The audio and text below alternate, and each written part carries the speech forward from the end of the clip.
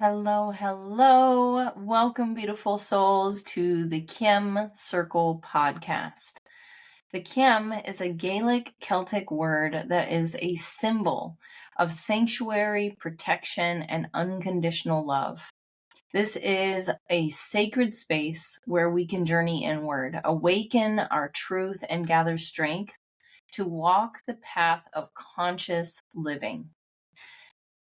This is where we need to do the work, right? In the Caim Circle, my goal is for us to look at ourselves clearly, to see the truth of who we are, and to move forward with integrity and honor for that truth, because that is how we're going to heal internally and then therefore externally.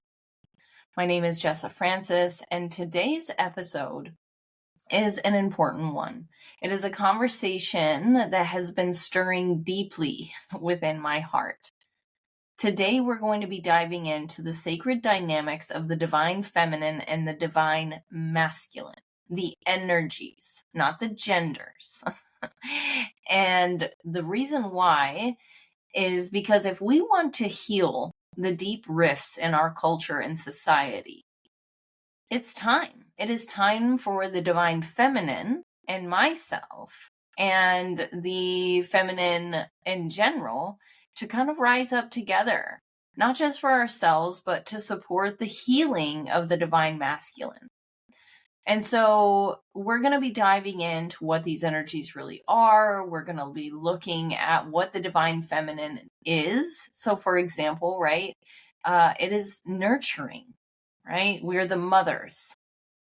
And that motherly energy, that nurturing energy can play a significant role in the healing and support and growth of the divine masculine. So we're going to be looking at this. And so if this interests you at all, stay around. But first, I would like to invite you to take a big, deep breath in and exhale it out. Again, inhale in, fill the belly up, soften your shoulders and soften your jaw as you exhale. One more time, inhale. Soften the face, soften the body, exhale. We need to take more time to slow down, to breathe, to take that inward look, do that introspection to see, that we are all love and light.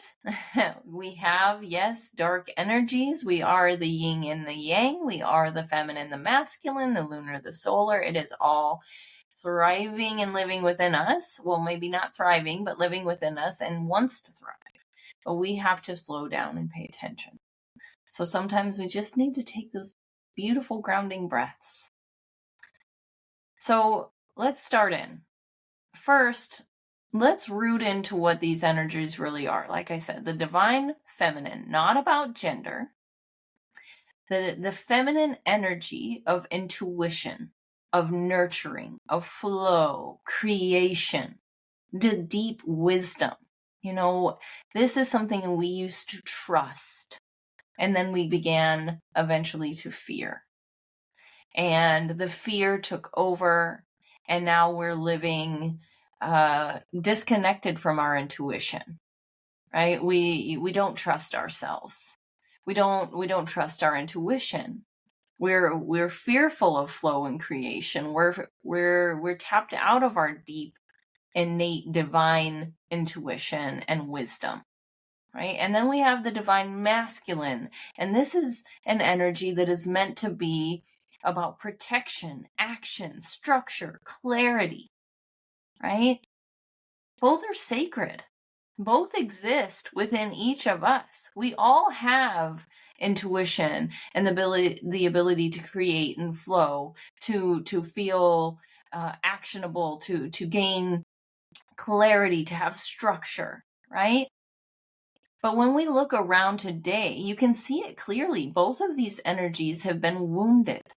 The feminine has been suppressed, made small, silent, disregarded, right?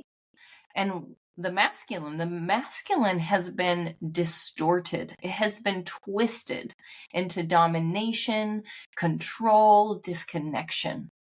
And because of that, our societies are fractured. There's fear, there's violence, there is a deep disillusionment. And healing these wounds won't happen through blame or shame. And that is what has like really got a grip on us so much. The fear, the blame, the shame. And it will happen if what will really make the change, what will really help heal, this will happen through courageous healing. Through being able to step into brave spaces where we can be held accountable and have compassion, and where we're bonding and working together as a collective. So here's the hard truth. And the way that I see this is that the divine masculine cannot fully heal without the divine feminine standing strong, awake, and whole. You know, I started the Caim Circle in order to build that up, and I have a new program, and I cannot wait to share with you what it's going to mean for me, for others, for anyone who joins. But the divine feminine needs to first, we need to rise up. We need to stand awake and whole, like I said, you know, but what do we need to do that? We have to be self-aware. Right? And that's what I said this whole thing is, the Caim Circle of sanctuary, protection, and unconditional love, a place where we can soften and let down our guard just enough, right, to be a little vulnerable or a lot vulnerable, to say, this is what has happened to me, okay? And then recognize that we're not our story. We're not our story. We have a story, and that story is a tool that we can use to gain awareness of the programming, of why we have certain limiting beliefs, why we feel so wounded, why we're stuck in certain patterns, right? And so this is vital to understand, that healing does not mean abandoning our boundaries. So I want to make sure that this is very, very clear. Healing does not mean abandoning our boundaries. Healing does not mean sacrificing our safety and our self-respect to save someone else. Healing means creating sacred, intentional spaces where bravery, accountability, and tenderness can coexist, where truth is honored, and where transformation is demanded. And this brings me to something deeply personal. I am a military veteran, a woman who has survived sexual assault and harassment. I am a trauma-informed yoga teacher, a certified shadow work coach. I understand these wounds intimately. I know what it takes to stand in the fire of pain, and I know what it takes to come out on the other side, forged, stronger, wiser, more whole, because I have faced it. I have looked at the past over and over and over again. I have sat with my demons. I have sat within my shadows, and I have faced them. And I have faced, you know, the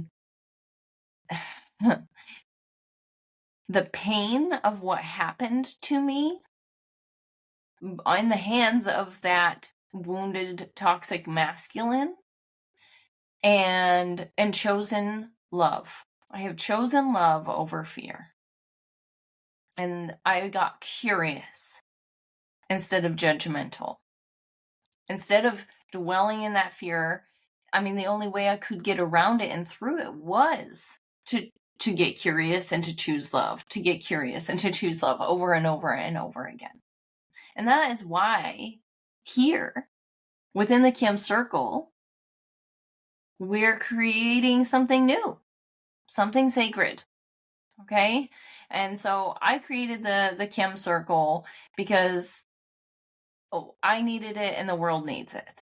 And I cannot press forward with integrity and with honor for my truth and for what I believe that we need as a society without doing this, without creating this next piece. A program designed specifically for healing the divine masculine. This program isn't about shaming or blaming. I need to say that outright. I am not inviting men in to be like, look at all the bullshit. No. It's about reforging the masculine into the sacred protector, the conscious creator, the vessel of divine clarity that the world desperately needs. And it is built, I'm building it with kind of 5 core pillars. So we're starting with the root, right? Establishing foundations of safety, embodiment, nervous system regulation, because true power begins in a grounded presence, and we need the foundation. We need to address the seed, the root, right? And look at that part of it and see, and that's where we're going to set boundaries and expectations, right? That is a very masculine thing in itself. And then we have the forge. And the forge is the work. It is rebuilding the sacred fire of the healthy masculine strength. Leadership that uplifts, protects, and serves rather than dominates. And then we have the mirror. And the mirror is that place where we're going to be doing the radical self-reflection and shadow work, facing the hidden truth, those wounds, dismantling old patterns, and taking responsibility for our impact. And these are things that is not, yes, this is a program for the masculine, but I, as the divine feminine, have done this work. Right? The feminine needs to do this work. The masculine needs to do this work. But I want to create the circle, right? And that's the next one, the circle, a brotherhood of trust, an intentional community where vulnerability is strength. It is bravery, right?